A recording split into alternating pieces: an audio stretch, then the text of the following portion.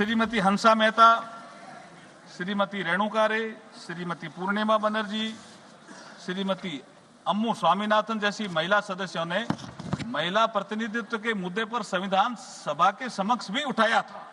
इसका मतलब मुद्दा 1949 से भी चल रहा है। अध्यक्ष महोदय, हमारे संविधान की प्रस्तावना में एक जस्टिस शब्द का उल्लेख हुआ है। जस्टिस की अपन बात को जोर देकर के भी संविधान सभा के निर्माताओं ने कहा है। जस्टिस भी 3 प्रकार का उन्होंने कहा है: सामाजिक, आर्थिक, राजनीतिक न्याय। सर्वप्रथम यदि हम सामाजिक न्याय की बात करें तो ऐसा नहीं है कि इस दिशा में कदम नहीं उठाए गए। जो भी सरकारें रही उस पर चिंतन हुआ, लेकिन आदरणीय नरेंद्र मोदी जी की सरकार आने के बाद मातृशक्ति के सामाजिक न्याय के लिए अनेक योजनाएं संचालित की गई। वह उनकी स्पीड और स्केल को बढ़ाया गया। मोदी जी जब महिलाओं के लिए शौचालय बनाते हैं तो महिलाओं के सम्मान में वृद्धि होती है, उससे इज्जत घर का नाम दिया जाता है। पीएम आवास के माध्यम से जब 69% मालिका हक मातृशक्ति को दिया जाता है तो वो सुरक्षित महसूस करती है। उज्ज्वला योजना के माध्यम से जब गैस चूल्हा मिलता है तो स्वास्थ्य में सुधार होता है। धुएं भरी रसोई से लेकर गरिमापूर्ण जीवन तक यही हमारा सामाजिक न्याय, जिसकी कल्पना कभी बाबा साहब बी आर अम्बेडकर साहब ने की थी कि हमें नागरिकों को, समस्त नागरिकों को सामाजिक न्याय, आर्थिक न्याय, राजनीतिक न्याय देना होगा। प्रधानमंत्री मातृवंदना योजना के माध्यम से जब गर्भवती महिला को पोषण मिलता है तो आने वाला भविष्य भी संवरता है।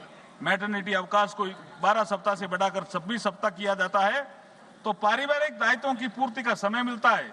सशस्त्र सेनाओं में महिलाओं को जब स्थायी कमीशन प्रदान करने से राष्ट्र सेवा में डिफेंस फोर्सेज का अभिन्न हिस्सा बनती है तो महिलाएं सशक्त होने का एहसास महसूस करती है। इसी प्रकार हम आर्थिक न्याय की बात करें, मैंने अभी तक सामाजिक न्याय की बात करी, अब मैं आर्थिक न्याय की बात करता हूं। अगर आर्थिक न्याय की बात करें तो योजनाएं पहले भी बनी, लेकिन जब मोदी जी आते हैं 2014 में तो इन योजनाओं के क्रियान्वयन में और परिणाम में विजिबल चेंज नजर आता है। महिलाओं के लिए जनधन खाते, प्रधानमंत्री मुद्रा योजना, सुकन्या समृद्धि योजना, लखपति दीदी, मुद्रा योजना में तो 60% से ज्यादा महिलाएं आर्थिक रूप से सशक्त और समर्थ बन रही है।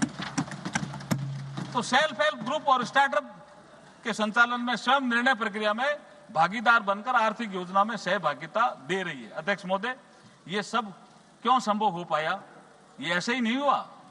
ये उस दृढ़ इच्छा शक्ति और पवित्र भावना का परिणाम है जो आदरणीय नरेंद्र मोदी जी मातृशक्ति के लिए रखते हैं। इसलिए हम कहते हैं कि हमारे पास नियत भी है, नीति भी हो और मोदी जी जैसे सशक्त नेता भी हैं।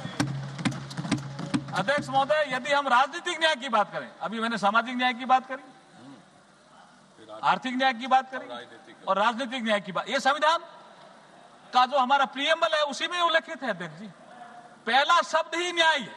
तो हम राजनीतिक न्याय की बात करें तो सर्वप्रथम हमारे संविधान निर्माता बाबा साहब भीमराव अंबेडकर जी ने महिलाओं को राइट टू वोट का अधिकार दिया। ये राजनीतिक न्याय है सर, जिसे उन्होंने यूनिवर्सल एडल्ट फ्रेंचाइज कहा। महिलाओं को राजनीतिक रूप से सक्रिय भागीदारी की और बड़ा कदम बढ़ाया। यूनिवर्सल एडल्ट फ्रेंचाइज को लेकर ऑल इंडिया वुमेन्स कॉन्फ्रेंस जो 1927 में, ये 100 साल का संघर्ष है सर, 1927 में पुणे में आयोजित हुई थी। 1931 तक सभी को वैक्स मताधिकार की मांग की गई थी, जिसे बाबा साहब भीमराव अंबेडकर जी द्वारा भारत के संविधान में साकार रूप दिया गया। राइट टू वोट महिलाओं को।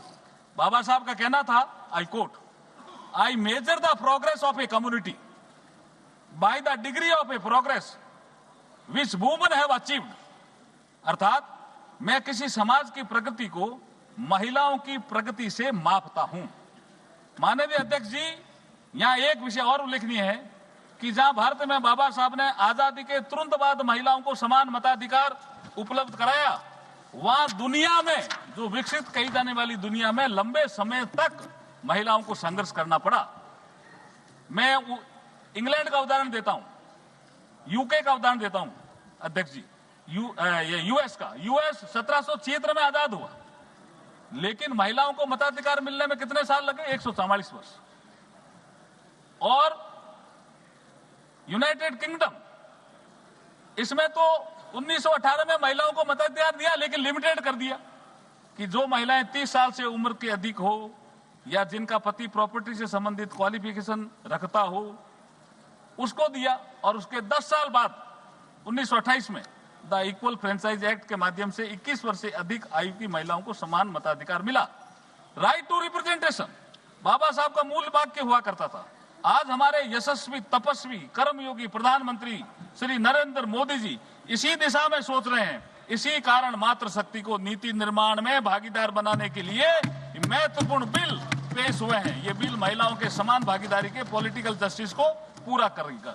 सर, आर्थिक न्याय, सामाजिक न्याय, राजनीतिक न्याय की बात प्रस्तावना में तो खूब कही गई है, लेकिन लोगों ने उसको लागू करने का प्रयास नहीं किया। अगर लागू करने का प्रयास किया तो आदरणीय नरेंद्र मोदी जी ने करने का प्रयास किया।